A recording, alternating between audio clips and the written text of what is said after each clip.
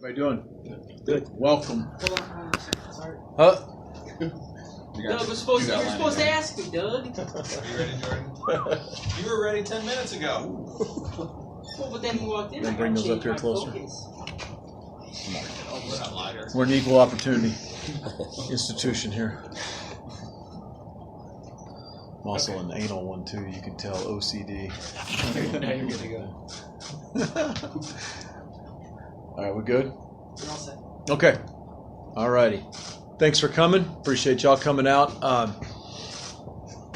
Media day before the first day. Always an exciting day around here for coaches and players alike, and you get those pre-camp anxious moments a little bit, and you're ready to roll and you're ready to start. And you've really been working for tomorrow and this training camp since the day after we walked off the field in Tucson at the bowl game, and so you're kind of ready to go. And this is the fourth quarter. It's the last part of your training for preparation for the season, and so I'm excited about it. And this training camp has a little bit different feel for us as a staff as we kind of talk about it. A lot of that has to do with a lot of the guys coming back that have played and played well. And so the theme a little bit or part of this training camp is not just the experience coming back, but it's guys that we do need some spots replaced. We do need some answers to some spots. I think the leadership developing and the chemistry amongst the team is always of interest and of note as we evaluate all of that.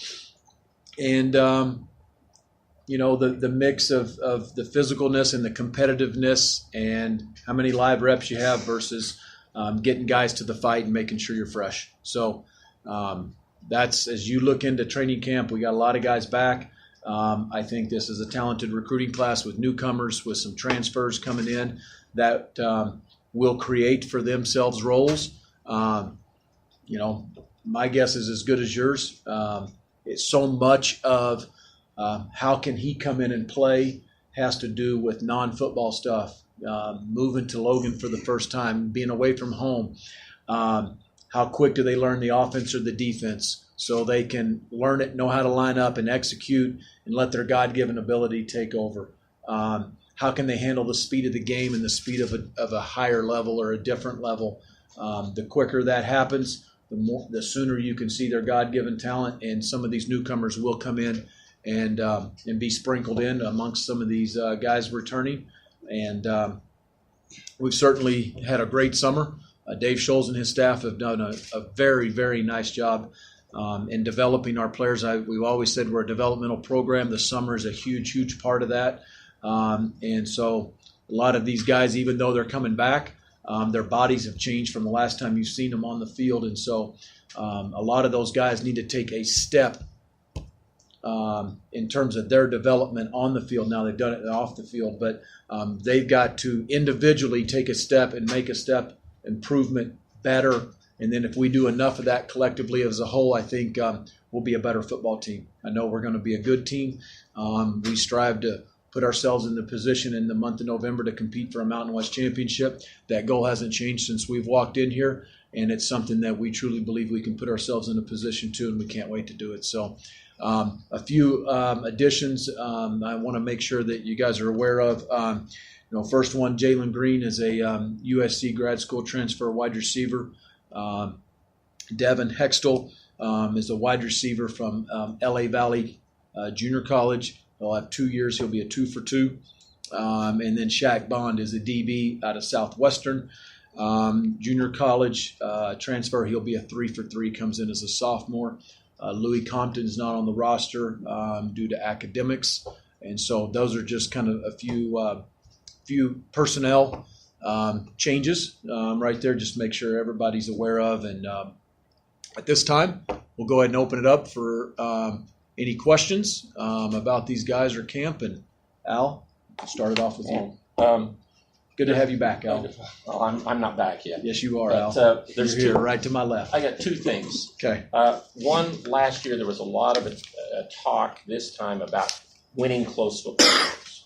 and last year again, a lot of close ones got away. Mhm. Do you address that again as much as you did last year, or in a different way, or what? That's my first. Yeah, I think we'll be addressing it in a little bit different way. I'll let you guys point it out as much as you do. From a negative standpoint, I think everybody in this building's well aware of that. The key to having a great season, from a good season to a great season, is we do have to win our share of close games. And so the emphasis of finishing, being exact, being detailed, dialing in at the end of a practice, the end of a drill, the end of a competitive drill, is what's going to come up this training camp. It's something that we're going to talk about. We're going to learn to do it mentally in several different ways. I don't need to go into detail about all that, but I think our guys will be ready for it, and I think they'll be hungry for those opportunities to prove that we can play and we can make plays, and we're playmakers late in the game, and we all recognize that we need to win games at the end. The other thing was there are some position changes of guys that moved around. Sure. Most of that, did it happen in spring camp, or are you still anticipating maybe in fall an adjustment or two that you've evaluated after spring for positions?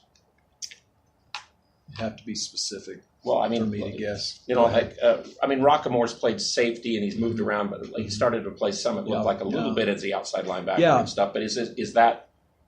Do you anticipate more of that, or do you think you probably solidified that in the spring? I think the biggest thing is our coaches, offensively and defensively. You want flexibility in terms of lineups, position, personnel groups, all that. The ability for John Trell, Bear, and Gage, a bunch of those safeties to drop down and play an outside backer in a certain personnel package. Play safety, I think, is the flexibility of that defense. Chase Christiansen will play inside and outside. Our offensive linemen play multiple spots. Coach Farmer does a great job of trying to get our best five in there. We'll see some in training camp. We experimented with some in the spring, so you'll see that just a little bit. The move with Gerald Bright to running back is permanent as of right now, so I don't see that changing. Coach, I'm wondering about with the new redshirt rule. I know that it seems like universally coaches are in favor of it. Yeah, it seems to be it's a a really great good rule. thing. How do you plan with Utah State to utilize that? I mean, obviously you don't know who you're going to use it on. No. Really, but just, have you thought about? I have. Yeah, we've talked about it in our staff meetings. That'll be an ongoing talk, not throughout training camp, throughout early part of the season. So there's some strategy involved, and certainly I'm not going to share that right now with certain guys, but I think you'll see. It's a phenomenal rule, by the way. We've been trying to get that passed. Hats off to Todd Berry of the AFCA for really spearheading that. Excuse me, that rule. That's going to help with a lot of things. That's going to help with not just the obvious. A few freshmen or a few guys that have red shirts available can play in a few games and get some experience. Yes, that's the obvious. But you're also going to be able to use guys and take them, play them in games late in the year when you have some injuries. You are maybe playing your starters extended reps on special teams. It's going to be able to help some of that. I think you're going to see certain guys playing early in the season in some situations to actually see how they react in a game, knowing that you still have a red shirt. I also think that helps a lot of those newcomers, especially you think about freshmen, obviously, but it's even some transfers that have red shirts available or returning players that have red shirts available. It helps, I think, their spirit. I think it's pretty proven around here, and in most places, most kids get their best grades in the fall while they're playing. You're playing, you have that motivation, all those things. You have a limited window to study and to do all this, and so you have to get it done. Our kids get better grades a lot of times in the fall. I think it helps in the locker room. Potentially more guys are playing. You can have different roles, and then guys may play them right out of a red shirt because they're playing very well. They may be more experimental in September, so you're obviously going to have to keep a close eye on that number. With that 4. But I think what you'll see is some different, I don't want to say demeanor. I think you're going to see some different football teams at the end of the football year, especially. That could come up. I'm kind of predicting it.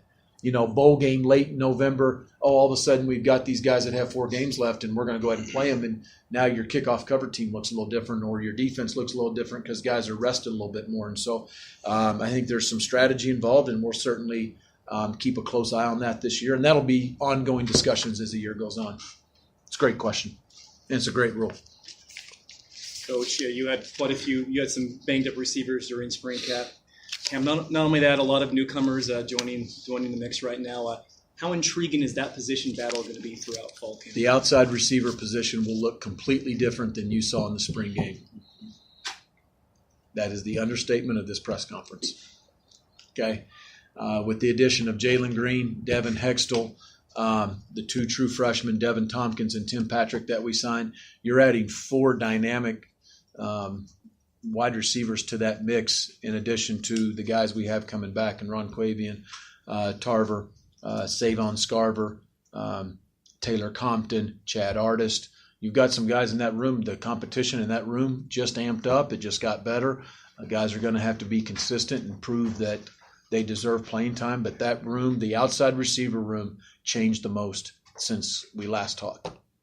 And it's a great job by, I think our coaches in recruiting and identifying those guys. But those guys wanted to be here. They chose us over other schools, and I'm excited about them. Could you talk specifically about Devin Hextall and Jalen Green and just what they're going to bring to the table? Just the obvious that I know from recruiting, but until I see them start practicing tomorrow, just seeing them in the weight room, just seeing them interact with our players so far this summer, that's the extent of my evaluation. It's not very deep right now. Devin's tall. He's taller than Ron Quavian. Jalen is very good size. He's got big hands. He's got strong hands. You see from some of the catches he made at USC, and certainly knew about him when we were game planning for SC. And he's a former high school athletic quarterback that actually played QB at SC. Devin is, I think, a little under the radar because didn't get a ton of touches in JC, but we're excited about both those guys. Coach, I suspect there are going to be some returning starters that are going to really need to compete hard to retain their starting spots. Is this the most depth that you've had since you've been a head coach here? I think so. I haven't, Jason, done that research. I think off the cuff, kind of my gut tells me you're probably right. I know in a lot of areas, you look at the O-line, you got 5 returning starters, and we all know there's 3 or 4 guys that are going to be right there in the mix, and that starting O-line could look different, potentially. Who knows? I think got a lot of returning starters on the defensive line. You add Fualelua into it. You got returners at linebacker, and you add Tipa Naliai into it now. Yes, we do have a lot of depth, and yes, every day guys have to, by production, you have to earn that spot, and there'll be some there'll be some spots that the depth chart probably changes daily. And you guys, if we could minimize the live tweets at practice, that'd be nice. But, you're going to see different guys go with the 1s and different guys go with the 2s. And then there's going to be a freshman or newcomer all of a sudden, just like Chucky Keaton, Jalen Davis, that are with the 3s for a few days. And then all of a sudden they go with the 2s. And then the head coach is going to walk by and say, I'd like to see him with the 1s. And if they keep playing really well, you're going to see them play against Michigan State. So somebody's going to do that. I don't know who it is yet. But that's kind of been a little bit, that's been ongoing here for a while with true freshmen coming in and earning starting roles and big openers. Coach, how important is this fall camp for the running backs and really solidifying, finding out whose roles are going to be what? Yeah, it's going to be important for the running backs and the offensive staff. You got, Darwin Thompson, Gerald Bright. You got 6 of them that have played except Darwin. Darwin got here in the spring. Trey Miller and Mo Walker are 2 big backs. El Toro Ellen has played last year in certain roles. Justin Herby's played last year in certain roles. Who steps up? Who's been a surprise? Who can stay healthy? Who can run the ball well in practices and early games in September when they get nicked up and bruised up? And I truly think the value of the running back is not known until October and November. The best running backs I've ever been around here at Utah State got better as the year went on. one of the best that I've ever had around here at Utah State